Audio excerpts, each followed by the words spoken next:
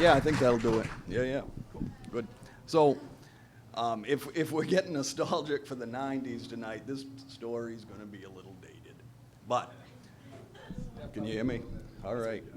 So, it was September 1979. And Cheap Trick was coming to the Cumberland County Civic Center, and I was going. And so was my friend Tim and my friend Clint. So we didn't have a car, we didn't have licenses, so we was gonna hitchhike.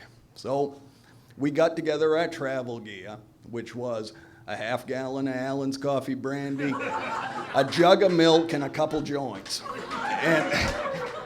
And we headed out on Route 1, going south.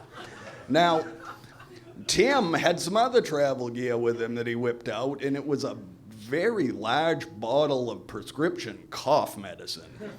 And we passed it around. Clint and I were like, no, that shit's gross. And so Tim got offended. Glug, glug, glug, glug. Down it went. So, whatever, dude, threw the bottle. So we're hitchhiking, and Tim, he starts going, what's that game? The game you go underneath. What was it? Limbo. Well, he limboed right on the side of Route 1 in Waldoboro. Down. Now, normally, that would be the end of it. I mean, your friggin' buddy just OD'd on cough medicine. But we were on a fool's errand. So we kept going.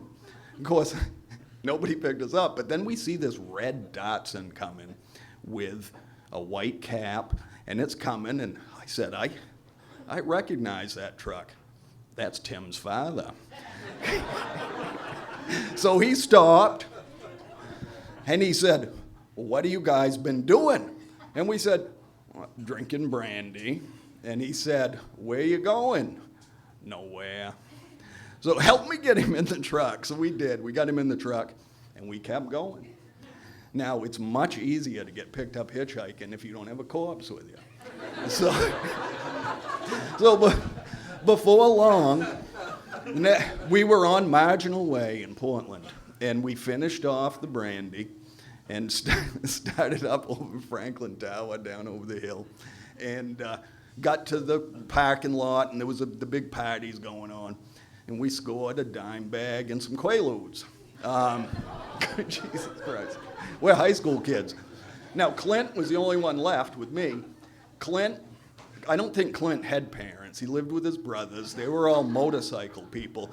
And Clint was 5'2", and he had all the gear. He looked like you had your biggest, toughest Hell's Angel you ever seen hit with a shrink ray.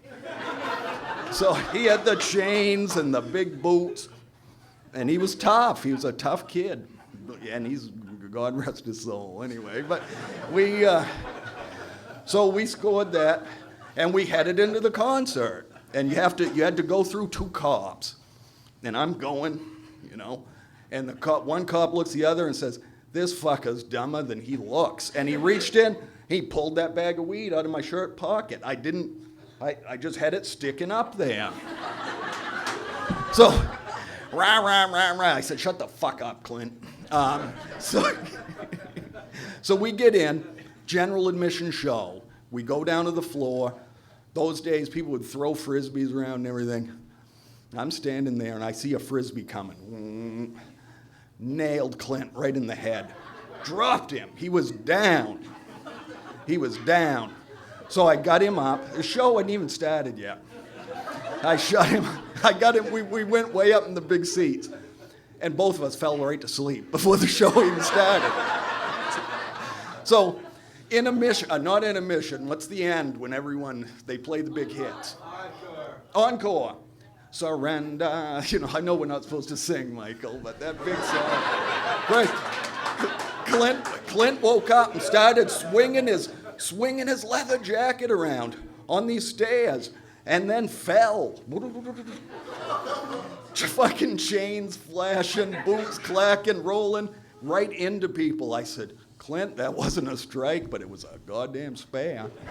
And anyway, so So the show was over. We get out. You know, coming out of that Civic Center, it was a big show. How many doors do they have? I don't know. We come out with the crowd, and it was as if fucking Moses had held his staff up over that crowd. They split. And right in the breach was my fucking mother. Oh, boy. And was she fucking pissed. She came up to me and cocked back, and I saw stars, and down I went. Thank you.